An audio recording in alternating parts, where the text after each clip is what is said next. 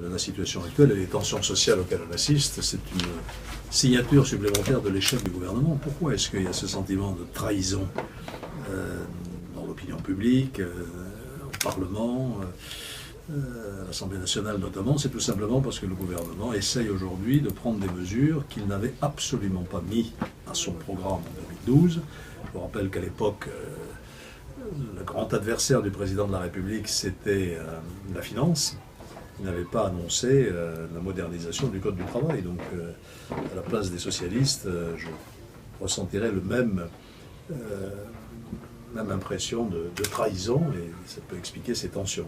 Je crois qu'il faudra gouverner tout à fait autrement à l'avenir, c'est-à-dire dire la vérité avant les élections et non pas prendre les électeurs par surprise comme c'est le cas aujourd'hui. La campagne des rumeurs, ça consiste aussi à dire aux électeurs de la droite et du centre ce qu'on va faire pour la France en 2017. Donc il est normal que les deux campagnes n'ont pas se confondre, mais se succèdent de très près.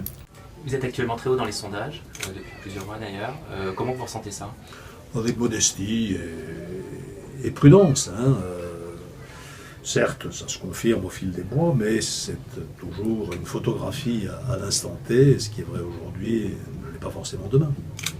Donc ça ne me dispense pas de continuer à travailler. J'ai travaillé sur ce projet économique, pas simplement dans des groupes d'experts, mais beaucoup sur le terrain. J'ai rencontré énormément d'acteurs économiques, d'agriculteurs, de chefs d'entreprise, d'acteurs de la vie professionnelle.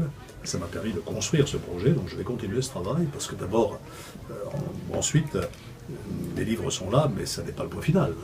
Je pourrais continuer à discuter des propositions que j'ai faites, certaines peuvent être améliorées avec des propositions qui viendront.